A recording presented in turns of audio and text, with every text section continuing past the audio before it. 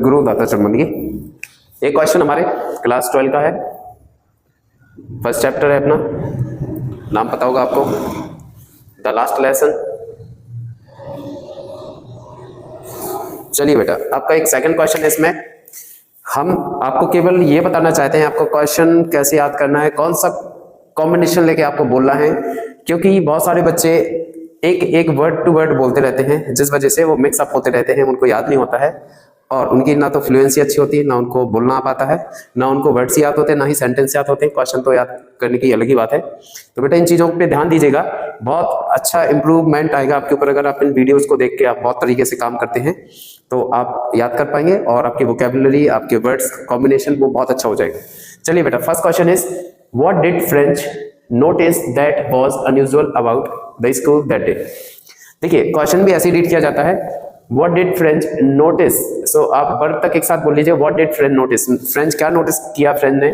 That was unusual, that was unusual, जो unusual था, जो सामान्य नहीं था, असामान्य था। अनयूजुअल मीन्स असामान्य।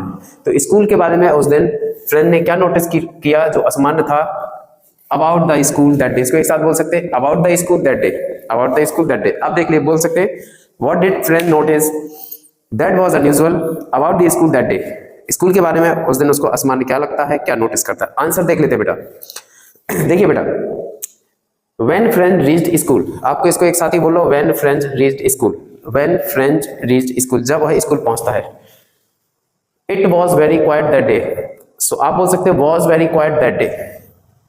सो it was very quiet that day, it was very quiet that day, उस दिन बहुत शांति थी। It was very quiet that day, उस दिन बहुत शांति थी। कैसे शांति थी, देखो यहाँ पे लिखा है just as Sunday morning, just as Sunday morning, जैसे संडे की सुबह होती है। हर स्कूल आप जाइए, संडे की सुबह आप स्कूल के बाहर जाइएगा तो आपको मालूम पड़ेगा यहाँ बिल्कुल सुनसान है ना, एज अ संडे मॉर्निंग, इसलिए उसको क्या बोला है, संडे मॉर्निंग की तरह। तो स्कूल जब वह पहुंचता है तो वहां पे बहुत शांति होती है, क्योंकि यूजुअली क्या होता है, यूजुअली तो बहुत शोर शराब होता है, दूर से ही आवाज आती है, बच्चों की आवाज आती है, बेंचों की खिसकने की आवाज आती है, बहुत सारी चीजों की आवाज आती है, टीचर्स के चिल्लाने की आवाज आती है। बट उस दिन कैसा था, just as a Sunday morning, Sunday morning की तरह शांत था। आगे बढ़िए बेटा। तो जब वह स्कूल पहुंचता है तो उसे संडे की तरह शांत माहौल दिखाई देता है। आगे बढ़ते हैं, all word sitting quietly in their places. तो देखिए आप बोलिए word sitting quietly in their places, आपको सब्जेक्ट को छोड़ के बोलना है, word sitting quietly in their places, word sitting quietly in their places, word sitting quietly in their places. So आप और लगा के बोल लीजिएगा, all were sitting quietly in their places. Quietly मतलब शांति के साथ बैठे हुए थे सभी। इन देयर प्लेसेस का मतलब अपनी अपनी जगहों पे, जितने बच्चे थे, जितने भी टीचर्स या बच्चे थे, वो सब अपनी अपनी जगहों पे क्वाइटली बैठे हुए थे। और क्या नहीं हो रहा था, there was no opening and closing of desk. तो बोलिएगा was no opening and closing of desk, was no opening and closing of desk. So there was no opening and closing of desk. वहां पे डेस्कों का खिसकना बिल्कुल नहीं हो रहा था, मींस उनकी शोर शराबा बिल्कुल भी नहीं हो रहा था। आमतौर पे जब हम स्कूल जाते हैं तो बच्चे अपने डेस्क को, अपने बेंचेस को वो क्या करते हैं, उसको सिस्टमैटिक करते हैं, है ना, उसको सिस्टमैटिक लगाते हैं, जिस वजह से क्या होता है, शोर शराबा होता है। बट उस दिन ऐसा वहां कुछ भी नहीं हो रहा था। There was no opening and closing of desk. Next, the most strange thing was, आपको इसको एक साथ बोलना है, the most strange thing was that, the most strange thing was that, सबसे अजीब चीज थी कि The villagers were also sitting. The villagers were also sitting. अजीब चीज ये थी कि गांव के लोग भी बैठे हुए थे। कहाँ बैठे हुए थे, on the back benches of the class। तो देखिए यहां से बोलिए, the villagers were also sitting, the villagers were also sitting on the back benches of the class, of the back benches of the class।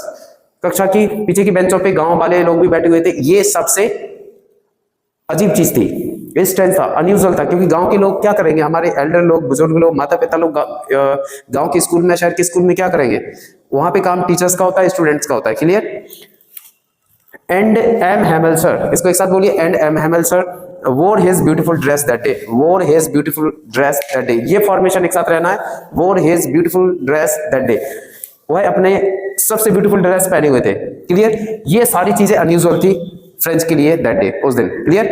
तो आप इस तरीके से याद करने की कोशिश करिए और उसको रिवीजन में लेते रहिएगा। थोड़ा सा स्टोरी को एक स्टेप बाय स्टेप, उसको वन बाय वन एक स्टोरी के हिसाब से उसको जमाया जाता है, उसको क्वेश्चन को समझा जाता है और क्वेश्चन के हिसाब से फिर आंसर को समझा जाता है। क्लियर। चलिए, सद्गुरु दाता चुनमुनी बारंबार।